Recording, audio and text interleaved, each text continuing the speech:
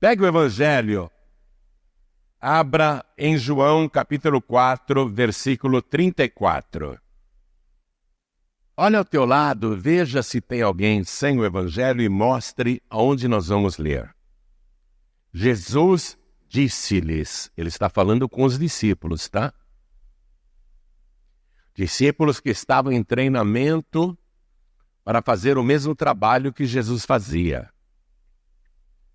Jesus disse-lhes, a minha comida é fazer a vontade daquele que me enviou e realizar a sua obra. Amém?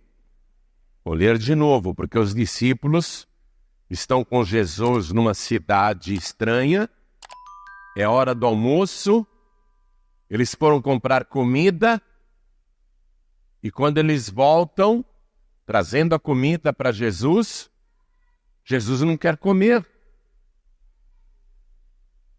E os discípulos ficam insistindo, Rabi, come, come. E aí ele disse essas palavras. A minha comida é fazer a vontade daquele que me enviou e realizar a sua obra. Alguém fica sem comer? Fala sério. Você aguenta ficar o resto da sua vida sem comer? Todos nós precisamos comer. E é uma necessidade diária.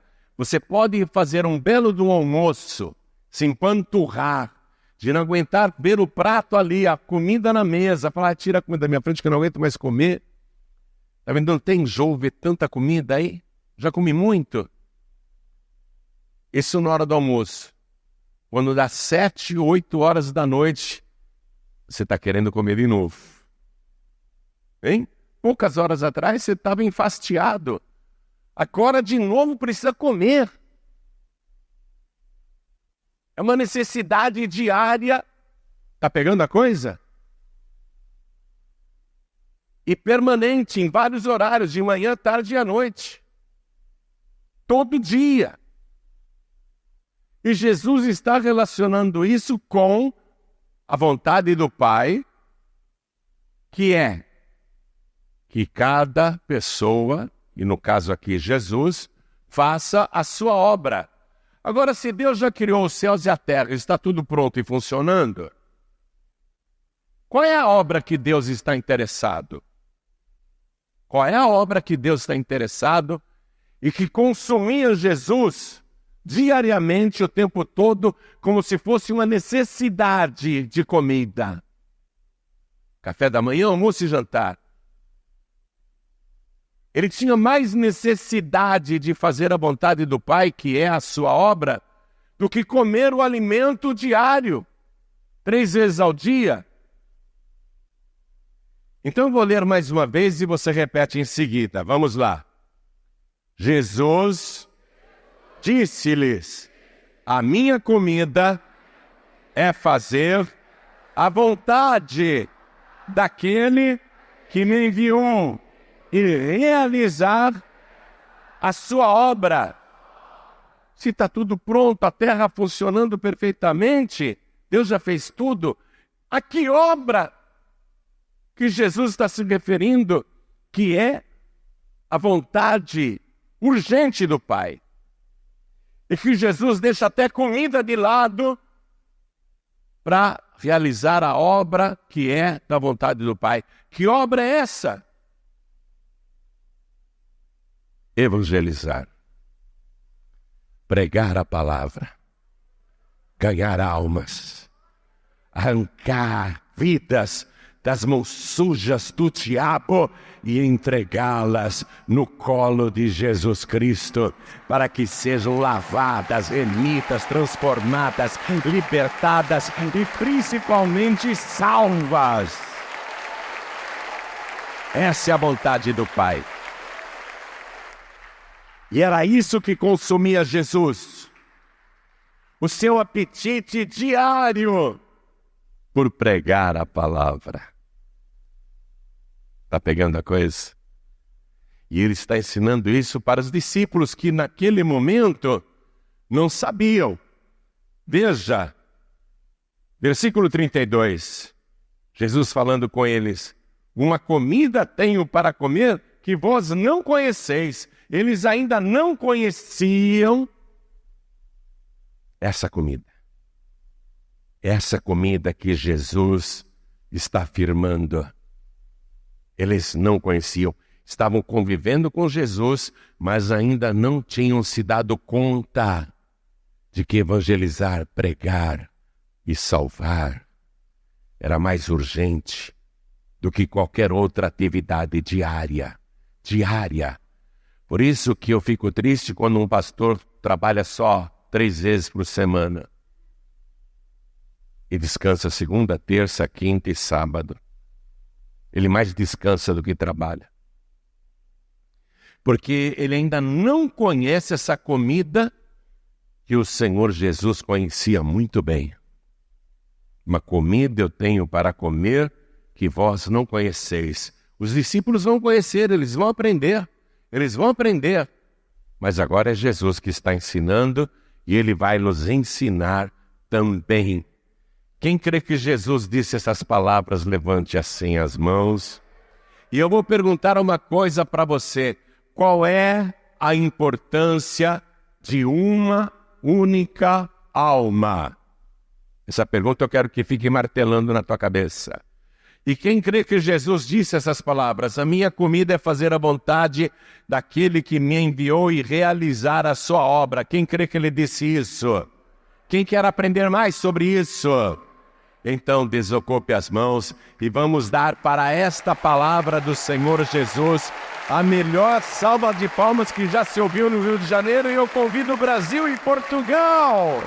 E onde essa palavra estiver chegando, eu sei que na Goiânia Francesa estão me ouvindo agora, na França estão me ouvindo, na Itália estão me ouvindo, até no Japão. Em toda parte, da glória a Deus, aplaude e glorifica. Oh glória, continua, não pare.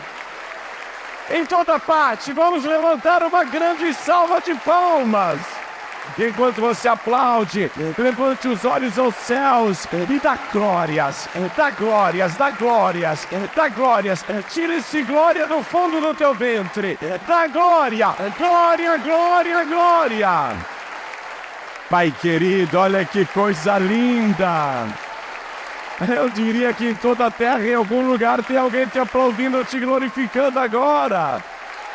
Nós queremos aprender a fazer a tua vontade, que é realizar a tua obra. Queremos fazer disso o nosso alimento diário.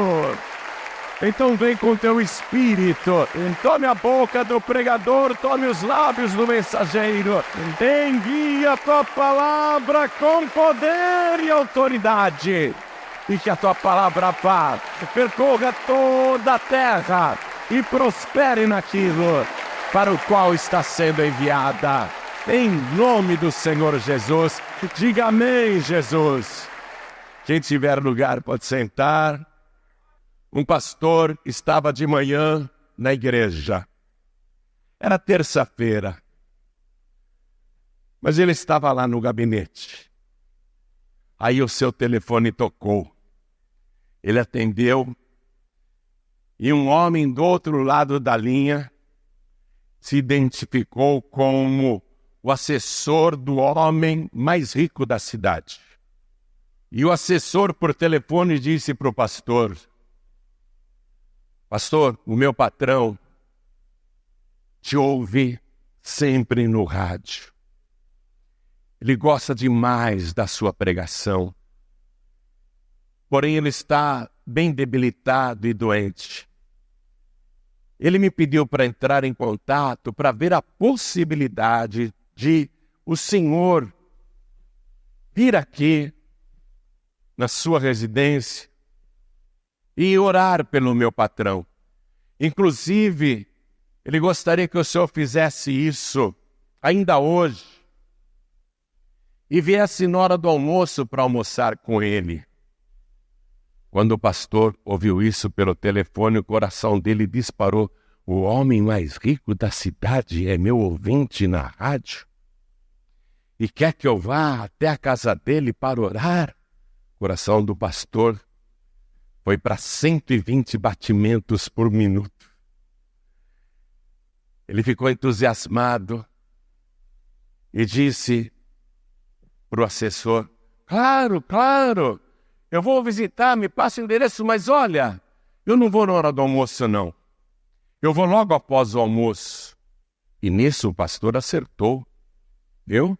Quando você for fazer uma visita pastoral, seja para um doente ou para um membro ou para uma família, nunca vá nem na hora do almoço, nunca vá nem na hora da janta, tá bom? Não vá, mesmo que você esteja morrendo de fome, mesmo que você não tenha comido nada naquele dia, mas a tua comida não está na mesa de quem você vai visitar. A tua comida é essa aqui, ó. É fazer a vontade do Pai e realizar a sua obra. Aí o pastor acertou, falou: olha, eu vou depois do almoço, pode ser 2h30? Ah, tá bom, então eu aviso o meu patrão. Anota o endereço, pastor, e passou para o pastor o endereço. Endereço num prédio bem bonito em Ipanema. Prédio imponente, elegante, no estilo mediterrâneo. E o homem mais rico morava na cobertura. Quando o pastor parou em frente ao prédio, falou: puxa, olha só, esse homem me ouve. O assessor já estava esperando na portaria e conduziu o pastor até a cobertura. Quando a porta do elevador abriu, o pastor ficou deslumbrado. Ele nunca viu uma sala tão grande e tão luxuosa, toda decorada com obras de arte. Coisa fina mesmo, coisa muito fina. O pastor nunca tinha visto algo parecido em toda a sua vida. Ele ficou mais emocionado ainda. O homem é realmente muito rico e é meu ouvinte e quer a minha oração. Ah, se esse homem se tornar membro da minha igreja, vai ser muito bom. Então, quando o pastor entrou, o dono, o homem mais rico, já estava aguardando também, bem debilitado, fraquinho, dava para ver que ele estava doente. Ele se sentiu honrado, cumprimentou o pastor com alegria. Poxa, pastor, o senhor não quis almoçar comigo hoje? Não, não é que eu tinha outros afazeres. Mas me conta o que foi que aconteceu. E o homem foi falando. Aí o pastor disse assim: olha, eu vou orar para que o Senhor te dê saúde. E se o senhor quiser, eu posso vir toda semana para fazer aqui um curso de discipulado. Eu posso trazer estudos bíblicos para o senhor aqui na sua casa. E o homem rico agradeceu muito e aceitou a proposta. O pastor orou com bastante fé, sabe aquela oração que ressuscita até mortes? O pastor queria impressionar. E de fato impressionou. E se despediu, voltou para a igreja, entusiasmado. Ele vinha sonhando no caminho. Ah, se esse homem se tornar membro da minha igreja. E ele entra outra vez no seu gabinete pastoral. Ele está lá arrumando os livros, arrumando as gavetas. Batem a porta. Era um diácono. Ô, pastor, com licença. Pois não, irmão, o que você deseja? Sabe o que é, pastor? Eu moro aqui no Morro do Alemão, no Complexo do Alemão. E eu tenho um vizinho, um senhorzinho que mora sozinho, e ele é teu ouvinte na rádio. Ele gosta muito da sua pregação. E eu evangelizo ele, eu prego para ele, mas ele gostaria muito. O sonho dele é que o senhor vá fazer uma visita, porque ele não consegue andar. O sonho dele é que o senhor vá até o barraquinho e faça uma oração por ele. Aí o pastor disse para o diácono: ô, meu filho, eu sou um homem muito ocupado. Tenho tempo não. Olha, faz o seguinte, chama o meu pastor auxiliar aqui, que eu vou mandar ele fazer uma visita para esse teu vizinho, tá bom? Ah, sim, senhor, muito obrigado, pastor. E o que você está sentindo foi o que Deus sentiu. Tristeza. Porque qual é a importância de uma alma? Qual a diferença da alma do rico e da alma do pobre? Qual a diferença entre a alma do preto e a alma do branco, ou do amarelo, ou do vermelho? Qual a diferença entre a alma de um brasileiro e a alma de um chinês, de um russo, de um japonês, de um árabe, de um judeu, de um italiano, de um inglês, de um americano, de um argentino, de um paraguaio, de um uruguaio, de um boliviano? Qual a diferença entre essas almas? Qual é a importância de uma alma? Qual é a importância de uma alma? Quando Jesus disse essas palavras aqui para os discípulos, a minha comida é fazer a vontade daquele que me enviou e realizar a sua obra. Sabe o que tinha acontecido antes dele falar isso? Ele estava lá no Rio Jordão. Ele saiu do Rio Jordão, ele queria ir para Galileia. De onde ele estava, havia 2 caminhos. Um mais longo, que evitava o território dos samaritanos e demorava 4 ou 5 dias, dependendo da velocidade de quem caminhava, para chegar na Galileia. E o outro caminho, bem mais curto, que demorava no máximo 3 dias para chegar na Galileia, passava por Samaria. A distância era de 83 quilômetros a pé. 83 quilômetros a pé. Os judeus preferiam fazer um caminho mais longo e mais demorado para não passar pelo território dos samaritanos, que eles consideravam pagãos e hereges, malditos, amaldiçoados. Diziam que todos os samaritanos eram endemoniados. Eles odiavam os samaritanos. Judeu que era judeu não passava por Samaria naquela época. Até Jesus foi xingado de samaritano. Não dizemos que tu tens demônio e que és um samaritano? Ser samaritano naquela época era pertencer à pior classe social em Israel. Pior até que os publicanos. Jesus tinha 2 opções de caminho. Ou ele ia pelo caminho que os judeus preferiam, que era mais longo, mas não passava pelo território dos samaritanos, ou ele iria por Samaria, que era mais rápido. E Jesus resolveu ir para Galileia fazendo o caminho que todos evitavam. Ele resolveu ir por Samaria, que era um território que os judeus abominavam. Jesus pega os seus discípulos e vai nesse caminho por Samaria. E ele chega ao meio-dia na cidade de Sicar. Sabe qual é a tradução do nome Sicar? A cidade das falsidades. Ele chega lá em Sicar, perto do poço de Jacó. E ele vai até o poço de Jacó porque ele está com muita sede. O sol do meio-dia queima para valer. É mais quente que Teresina. E ele está com sede.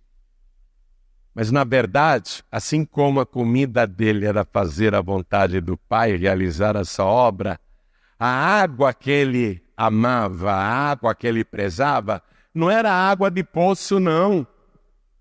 Jesus tinha outra sede. Sede de ganhar almas. Mesmo que fosse uma única alma. E ele está ali por causa de uma única alma. É claro que ele tem sede e quer beber água do poço de Jacó. Mas ele sabe que daqui a pouquinho vai chegar uma mulher ali de má fama, que vive amaziada com o 6º marido, que não é marido, é concubino. Jesus está esperando essa mulher que vai, no pior horário do dia, tirar água, porque ninguém tirava água nesse horário, e ela não gostava de cruzar com as outras mulheres, porque faziam muita fofoca sobre a vida particular dela. Ela preferia ir num horário que não tinha ninguém naquele poço. Mas Jesus estava lá. esperando por essa ilustre mulher. Uma mulher rejeitada por todos. E Jesus andou 83 quilômetros a pé debaixo daquele sol escaldante da Palestina por causa de uma única alma. Uma única alma. Uma alma. Qual é a importância de uma alma? Qual é a importância de uma alma? Claro que a gente gosta de pregar com a igreja lotada, hein? Todo pastor gosta de pregar com a igreja lotada. A multidão eletriza. A multidão emociona. Empolga. Todo pregador quer fazer uma reunião lotada, cheia de gente, com bastante gente. E com uma ou duas pessoas ele manda um auxiliar fazer. Ele manda uma diaconisa fazer uma oração. Ou então ele manda até um auxiliar dispensar a pessoa, porque veio só uma visita na igreja. Quarta-feira de manhã, quinta-feira de manhã, uma única visita. Qual é a importância de uma alma? Nós já tivemos um pastor que de manhã ele ficava na porta da igreja, vinha pouca gente, e ele ficava na porta da igreja para dizer para as pessoas que chegavam, as pouquíssimas que chegavam, hoje não vai ter culto não, pode ir embora, pode ir para casa. Qual é a importância de uma única alma? A importância de uma única alma. Jesus está ali por causa de uma única alma, e é uma alma de má fama. Alguém poderia dizer, essa pessoa não vale a pena perder tempo com ela, essa mulher é de má fama.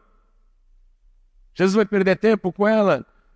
E no entanto, Jesus esperou que ela chegasse, e com uma inteligência espiritual extraordinária, Jesus pede água para ela. E ela leva um susto. Como é que o senhor fala comigo? Porque eu sou samaritana. E judeus e samaritanos não se falavam. E eu sou mulher, o senhor está falando comigo em público? Isso não era usual. Ela questiona. Como que o senhor, sendo judeu, fala comigo que sou mulher e samaritana? E Jesus diz para ela, mulher, se você soubesse quem eu sou, se você soubesse porque eu estou aqui, se você soubesse com que eu vim, mulher, se tu soubesses quem é que te diz, dá-me de beber, tu lhe pedirias e ele te daria água viva. Uma alma. Qual a importância de uma alma? A mulher não entende o que Jesus está dizendo, porque a linguagem é profunda, é teológica. E ela diz, como que o senhor vai me dar água para beber se o senhor não tem como tirar água desse poço e esse poço é fundo? Por acaso o senhor é maior que o nosso pai Jacó, que cavou esse poço com as próprias mãos, e ele bebeu da água desse poço, e os seus filhos também beberam, e todo o seu gado? O senhor é maior do que o nosso pai Jacó? Jesus diz para a mulher, mulher, qualquer que beber da água desse poço voltará a ter sede. Mas aquele que beber da água que eu lhe der, nunca mais terá sede. Porque a água que eu lhe der, se fará dentro dela uma fonte de água viva que jorra para a eternidade, que jorra para a vida eterna. Senhor, me dá então dessa água, porque assim eu não sou mais voltar aqui para pegar. Jesus diz, tá bom, chama o teu marido e vem cá. E ela fala, não tenho marido. Aí Jesus revela que conhece a vida dela, sabe com quem está falando. A mulher não sabe com quem ela fala, mas Jesus sabe com quem ele está falando. Forte isso. Verdade, mulher, não tens marido. Isso disseste com verdade. porque já tiveste 5 maridos e o que agora tens não é teu marido. Ah, vejo que o senhor é profeta, aí começa a conversa. A mulher fica tão maravilhada com a conversa que Jesus acaba revelando para ela coisas que ele não tinha contado nem para os seus discípulos. Como, por exemplo, ele nunca tinha falado para os discípulos: eu sou o Messias, eu sou o Cristo. E isso Jesus diz para ela, pela primeira vez, para aquela mulher, para aquela única alma. Qual a importância de uma alma? Jesus está dando toda a importância.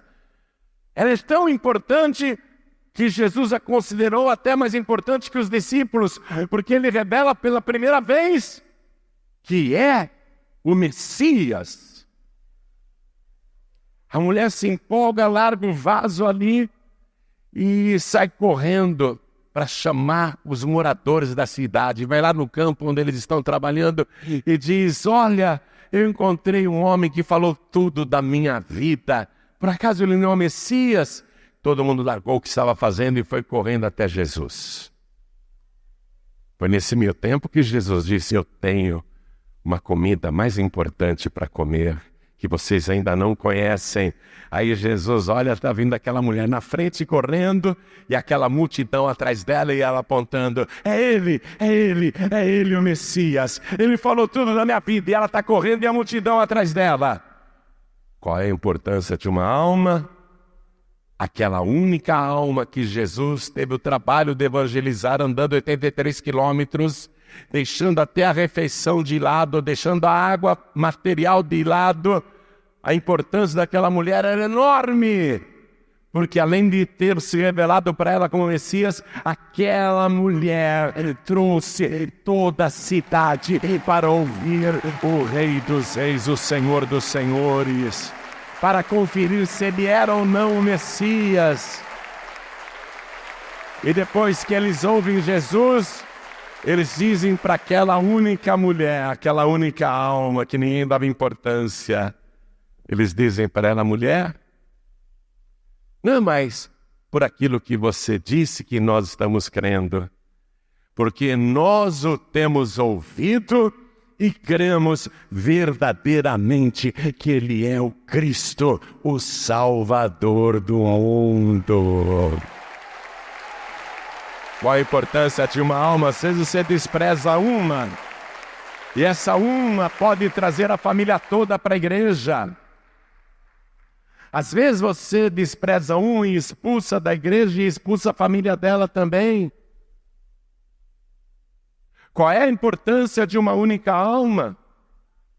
Há 28 anos atrás, eu abri a igreja em Carapicuíba. Vou lá no aniversário da igreja. Mas eu me lembro de uma mulher que era endemoniada, baixinha. Ela vinha sempre com a filhinha. Ela ficou tão feliz depois que Jesus a transformou, que ela insistia para eu ir almoçar na casa dela. E toda semana ela insistia. E eu sempre dava uma desculpa verdadeira, porque eu não podia mesmo. Até que, numa reunião, ela chegou e falou assim, no final da reunião: pastor, se o senhor não for almoçar na minha casa, nunca mais eu vou vir nessa igreja. Eu falei: tá pronto o almoço? Então, vou marcar aqui. Próximo domingo o senhor vai na minha casa. E deu o endereço. Era um barraco numa favela. Não tinha piso não. Era chão, era terra. Barraquinho bem humilde. Eu sentei à mesa, fiz uma oração. Aí ela serviu a comida. Macarronada, só macarrão, não tinha mistura, não tinha nada acompanhando, era só o macarrãozinho. E ela falou assim para mim: pastor, eu não tenho garfo nem faca aqui em casa. Eu como com a mão, tá? Eu falei: eu também. Já comeu macarrão com a mão? Escorrega que nem lesma. Mas você tem que dar valor para uma única alma. Seja rico, seja pobre, seja preto, seja branco, seja gordo, seja magro, seja jovem ou seja velho, você tem que dar valor para uma única alma. Pastor Daniel Palharim, que está em Portugal agora, estava na igreja um dia de manhã e o filho convenceu o pai com câncer a ir até a igreja. Ele não queria ir, até que um dia ele foi, e ele vai justo num dia de manhã com pouca gente na igreja. Pegou o pastor no corredor. Pastor Daniel, esse daqui é o meu pai, ele está com câncer no rosto, uma ferida enorme aqui que escorria água, uma secreção, rosto deformado. Faz uma oração por ele, pastor. De manhã, com pouca gente. Viu? Às vezes você despreza uma reunião com pouca gente, uma reunião que não tem ninguém. Aí o pastor Daniel colocou a mão na ferida assim e orou. Quando ele tirou a mão, o sangue veio na mão dele. O sangue do rosto do homem veio na mão do pastor Daniel. Uma semana depois, o homem estava de volta na igreja. Não tinha mais câncer no rosto. Veio ele, a mulher, veio a nora, veio o filho, veio uma conhecida, veio um monte de gente. Qual a importância de uma alma, de uma única alma? Um dia Jesus falou assim para os discípulos: entrem no barco e vamos atravessar o mar, vamos para o outro lado. E Jesus estava cansado, viu? Mas ele resolveu fazer a travessia. Os discípulos foram remando 13 quilômetros, a largura do mar da Galileia. Remando 13 quilômetros. Jesus, cansado, deitou lá atrás na popa e pegou no sono. O diabo sabia o que Jesus ia fazer do outro lado, e uma legião de demônios tenta afundar o barco com Jesus dentro. Se levanta uma tempestade furiosa e as ondas batem no barco e começam a enchê-lo. Os discípulos, que eram pescadores tarimbados, experientes, ficaram apavorados porque nunca viram uma tempestade como aquela. Eles ficaram cheios de medo. E Jesus lá atrás dormindo.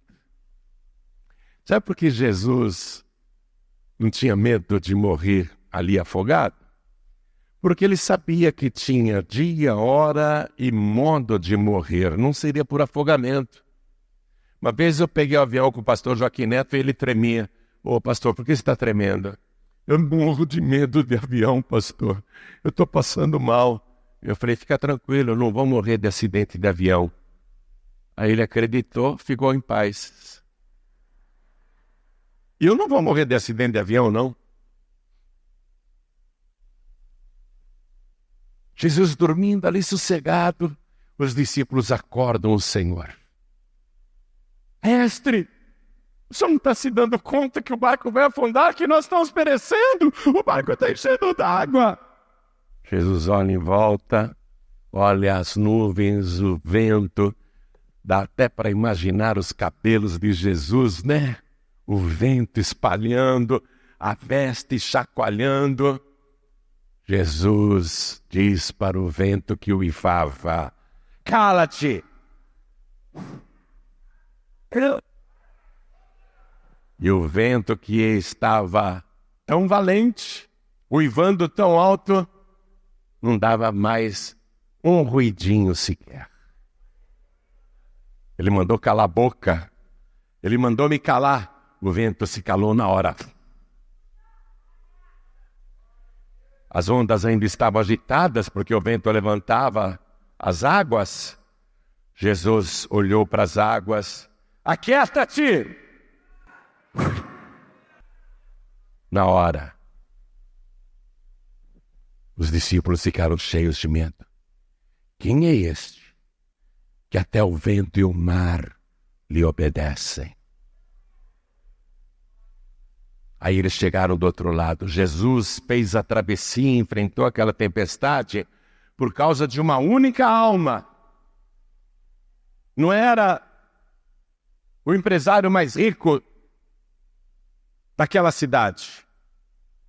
Não tinha um banquete preparado para ele. A única alma que ele foi visitar ali, nem roupas usava e morava em sepulcros, se alimentava de carnes de pessoas mortas, comia as próprias fezes e bebia a própria urina.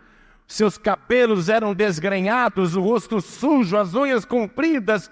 Ele era pavoroso. Ele era o terror daquele lugar. Ele era o endemoniado gadareno, uma pessoa que todo mundo evitava e ninguém passava por aquele caminho. Todo mundo evitava. Mas qual é a importância de uma alma? Jesus não evitou aquela alma. Ele visitou aquela alma. Você está compreendendo isso? Uma alma. Ele foi ali por causa de uma alma, por causa de uma pessoa. 13 quilômetros atravessando o mar, enfrentando tempestades, dificuldades. Ele estava cansado. Às vezes você não quer fazer visitas porque está cansado, mas olha Jesus, cansado. Foi ali por causa de uma visita. Uma alma. Uma alma. Qual a importância de uma alma? Quando Jesus pôs os pés na praia, aquele endemoniado nu veio correndo, feroz, como se fosse atacar Jesus. Mas quando chegou perto, teve que dobrar os joelhos, se prostrou diante de Jesus. E o demônio que estava nele disse: o que vieste fazer aqui? E Jesus mandou ele sair. Não nos manda embora. Qual é o teu nome? Legião, porque somos muitos. 6.000 demônios num único homem. 6.000 demônios. Quem daria importância para aquela alma? O inferno queria aquela alma, mas o inferno não pode se apropriar de uma alma que foi escolhida pelo nosso Senhor e Salvador Jesus Cristo. Nenhum demônio vai conseguir destruir a tua vida, porque você é escolhido de Deus.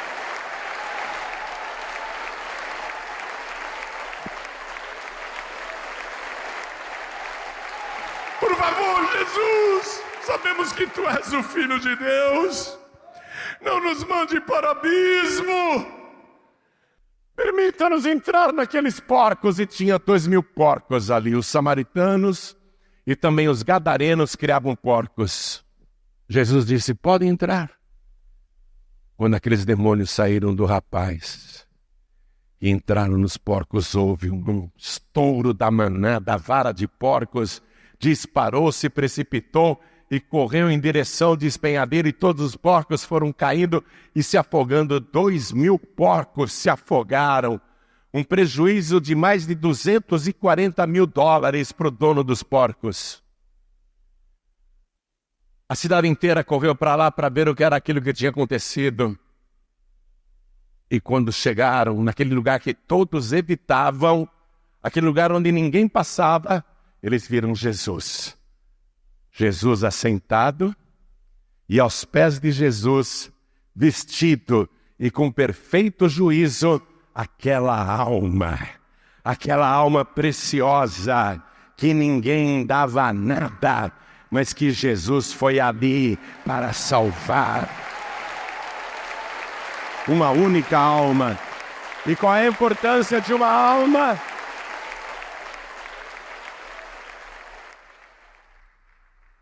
Quando os gadarenos viram prejuízo e os porcos boiando no mar afogados, suplicaram para Jesus ir embora, porque Jesus tinha trazido destruição. Eles não entenderam. E eles expulsaram Jesus dali, e é irônico saber isso. Que Jesus expulsou os demônios do gadareno, e os gadarenos da cidade expulsaram Jesus daquele lugar. Os gadarenos fizeram o que nem Satanás conseguiu. Eles expulsaram Jesus daquele lugar. E Jesus não é o tipo que diz, não, eu fico aqui, ninguém me tira. Ele não é desse tipo, viu? Jesus não finca o pé. Jesus não arromba a porta.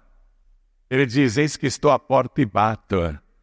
Ele não arromba a porta, não. Se alguém ouvir a minha voz e abrir a porta, eu entrarei em sua casa e com ele cearei e ele comigo. Jesus não usa violência. E se não o querem, ele humildemente vai embora. O diabo não, né? O diabo não sai assim, não. Eu me lembro de uma alma que começou a frequentar a primeira igreja da Paz e Vida na Avenida Rio Branco 511, que existe até hoje. E ela era mãe de santo, artistas, políticos, intelectuais. Viviam no apartamento dela porque ela era poderosa na feitiçaria. Mas ela me ouviu pelo rádio e veio ali na reunião. Quando eu coloquei a mão nela, ela caiu possessa, rosnando, e dava um trabalho tirar, porque eram muitos demônios que ela tinha. Toda a reunião praticamente ela caía, foram meses de libertação, e quando ela ficou liberta, ela não queria mais mexer com macumba, feitiçaria, e quando os intelectuais e artistas e políticos iam lá para encomendar trabalhos, ela dizia, eu não trabalho mais com isso, só agora sirvo a Jesus Cristo. Aí todos eles desapareceram, menos os demônios.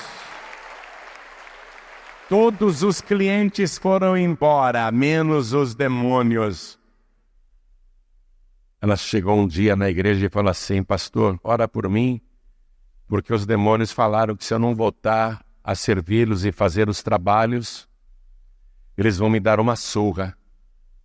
O nome dela era Marineusa. Falei, Marineusa, como assim te dar uma surra? Eles vão me dar uma surra. É alguém que vai invadir tua casa e te bater? Ela falou, mais ou menos. Eu não entendi ainda. As vidas só tinham uma igreja naquela época. Numa sexta-feira ela vem com a cara toda arrebentada, desfigurada. Falei, o que aconteceu, Marineusa? Ela falou, os demônios me deram uma surra. Eu falei, como eles te deram uma surra? Como? Me explica como é que é isso? Eles entraram em mim e ficaram me jogando contra a parede, contra o guarda-roupa, e batendo na minha cabeça na parede, e batendo na minha cabeça no chão, e me batendo em tudo quanto era lugar. Eu fiquei assim. Foi aí que eu fiquei muito revoltado. Qual é a importância de uma alma? Ela estava querendo abandonar as trevas e servir a Jesus. Será que Jesus iria abandoná-la? Jesus a libertou definitivamente de todos os demônios, de todos os espíritos, e quem levou uma surra inesquecível foi o próprio Satanás. O diabo levou uma surra de Jesus. Porque ai de quem tocar nos meus ungidos. Aquele moço de Gadara, agora vestido e no juízo perfeito, ele implora para Jesus, deixa eu ir com o Senhor. Deixa eu entrar no barco. Deixa eu te acompanhar. Uma única alma. Qual é a importância de uma única alma? Jesus disse para ele, não pode. Volta para a tua casa, volta para os seus e anuncia-lhes, essa é a vontade de Deus. E anuncia-lhes tudo de maravilhoso, as coisas maravilhosas que o Senhor te fez. E o Evangelho nos conta que ele saiu feliz e foi por 10 cidades, atenção, aquela única alma que ninguém dava importância, se tornou o evangelista nas 10 cidades gregas chamadas Decápolis. Ficavam dentro de Israel essas cidades, mas eram de cultura grega. E lá ele começou a anunciar para todo mundo, eu era um endemoniado, eu era um perdido, ninguém me dava nada, até que Jesus me resgatou, Jesus me salvou. E ele converteu muita gente, não só os da sua casa. Pastor, não despreze uma alma. Porque uma alma pode trazer uma cidade inteira. Não despreze uma alma. Visita, atende, ouça com paciência, não expulsa ninguém da igreja, não maltrate ninguém, mesmo que a pessoa te pareça tão sem importância. Porque para Deus não há pessoas sem importância. Para Deus, cada alma é importante. Jesus foi em Samaria para salvar uma mulher, e aquela mulher trouxe a cidade para Jesus. Jesus foi em Gadara para salvar um homem, e aquele homem atraiu todos os gadarenos que expulsaram Jesus, não quiseram Jesus, mas Jesus disse, tudo bem, vai pregar o evangelho e contar para todo mundo as grandes coisas que o Senhor te fez. E ele foi pregando nas 10 cidades gregas, em Decápolis. Uma alma pode lhe trazer uma família inteira, uma rua inteira, uma parentela inteira. Não despreze uma única alma. João, o discípulo que escreveu o Evangelho, e o André foram os 2 primeiros discípulos de Jesus. O André ficou tão maravilhado que ele chegou para o irmão dele, o Simão, e falou, nós encontramos o Messias, o Cristo. Eu quero conhecer, o Simão falou. Quando ele chegou na frente de Jesus, o Senhor disse, a partir de agora o teu nome não será mais Simão, mas será Cefas, que traduzido quer dizer Pedro. A partir de agora o teu nome é Pedro. Pedro foi um discípulo que deu muito trabalho para Jesus. Muito. Durante 3 anos. Mas depois que Jesus ressuscitou e subiu aos céus, foi Pedro que teve a coragem de pregar o evangelho no dia de Pentecostes, e aquela única alma ganhou 3.000 almas para o nosso Senhor e Salvador Jesus Cristo. 3.000 pessoas foram batizadas no mesmo dia, depois de ouvirem uma pregação poderosa de Pedro. Uma alma. Uma alma. Uma alma. Amém? Uma alma. Eu quero que você seja um ganhador de almas. Pastor, eu não sou pastor. Eu não sou pastora. Mas Jesus te nomeou. Ele diz assim, não me escolhestes vós a mim, mas eu vos escolhi a vós.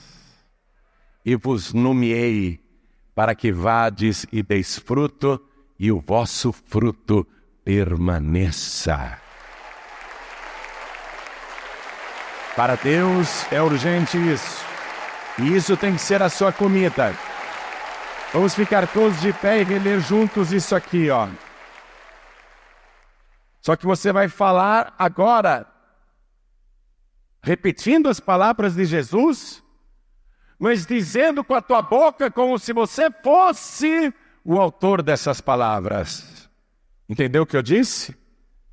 Você vai repetir as palavras de Jesus, mas vai dizer com a tua boca como se você fosse o autor dessas palavras. Entendeu? Vamos lá. A minha comida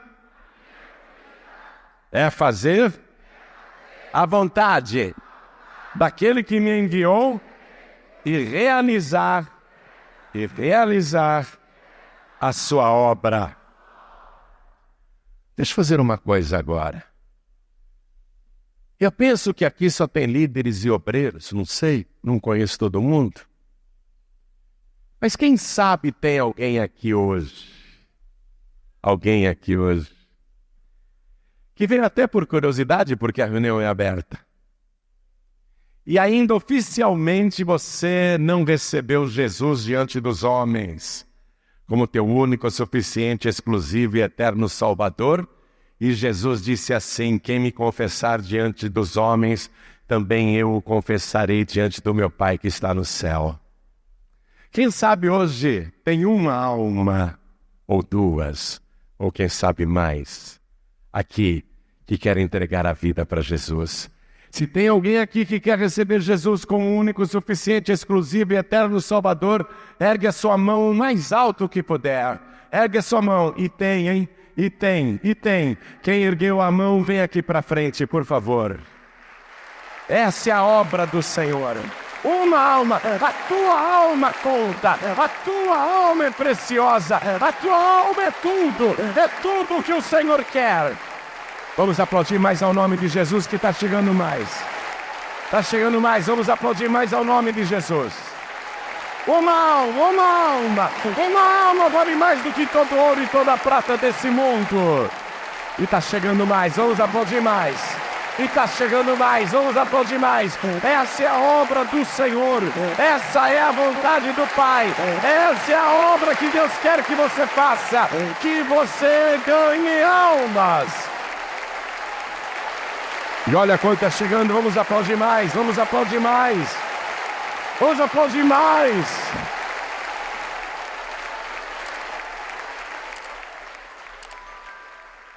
Quem sabe aqui vão surgir pregadores e pregadoras que vão ganhar a família, vão ganhar a rua, vão ganhar o bairro, vão ganhar a cidade, vão ganhar o país para Jesus. Eu quero chamar aqui os filhos pródigos e quem está fraco na fé. Pastor Joaíbe, eu quero voltar a sentir aquele fogo, aquela alegria do primeiro amor. Olha, isso vai acontecer agora, se você quiser. Sentir de novo a alegria do primeiro amor, a paixão pelas almas, a paixão pela obra, a vontade de realizar a obra. Isso vai acontecer agora, se você quiser. Pastor, eu ando frio na fé, sem vontade de orar, às vezes sem vontade de ler a palavra, às vezes eu não tenho vontade até de não ir na igreja, eu prefiro ficar em casa, eu quero me renovar, eu quero renovo. Eu quero um renovo na minha vida, eu quero mais intimidade com Deus. Eu quero mais comunhão com Deus. Eu quero sentir essa paixão que Jesus sentia. De Jesus dizer, a comida que eu tenho para comer, vocês ainda não conhecem. Eu quero conhecer essa comida, eu quero sentir essa paixão que Jesus sentia pela obra do Pai. Então sai do teu lugar e vem aqui para frente. Todos que querem, vem para cá e vamos aplaudir ao Senhor Jesus. Venha. Quero falar com quem está me assistindo pela TV Feliz ou pelo youtube.com/Joaíbe. Quero falar com as pessoas que estão ouvindo pela Rádio Feliz ou pelo aplicativo da Feliz FM ou pelo podcast Joaíbe ou em algum lugar. Você está me assistindo ou ouvindo? Quero falar com você. Quer entregar a vida para Jesus? Quer voltar para Jesus? Quer se fortalecer na fé? Quer se fortalecer na sua comunhão e na sua intimidade com o Senhor? Então, se ajoelhe aí ao lado do teu televisor, ao lado do teu rádio, ao lado do teu computador, onde você estiver. E se não puder se ajoelhar, coloque a mão sobre o peito, na altura do coração, porque pode ser que você esteja dirigindo, ou esteja num hospital, imóvel, mas está ouvindo essa palavra e quer tudo isso. Então coloque a mão assim sobre o teu peito, na altura do coração, e nós vamos nos ajoelhar aqui diante do altar e peço que a igreja continue de pé. A igreja continue de pé e nós vamos nos ajoelhar diante do altar. E está chegando mais, vamos aplaudir o nome do Senhor. Cada vez chega mais. O reino é isso, essa é a obra de Deus. É isso que Deus quer que aconteça urgente aqui na terra. É essa obra que Ele quer que seja realizada e que você tem que realizar com mais prioridade do que a comida, do que a água, todo dia. Você que está de joelhos aqui ou à distância, ore assim comigo: meu Deus e meu Pai, a Tua palavra falou comigo e eu quero me render, me entregar totalmente ao Senhor, porque eu reconheço que o Senhor é o único, suficiente, exclusivo e eterno Salvador. Perdoa todos os meus pecados e escreve o meu nome no Teu santo livro, o livro da vida. E agora, junto com o perdão, me dá também a alegria do primeiro amor, a alegria da salvação. Me dá também esse alimento, esse desejo de realizar a tua obra e fazer a tua vontade. Eu quero mais intimidade com o Senhor. Faz isso agora, meu Deus. É para isso que eu coloco a minha vida no teu altar e nas tuas mãos, por Jesus Cristo, o meu único, suficiente, exclusivo e eterno Salvador, para todo sempre. Amém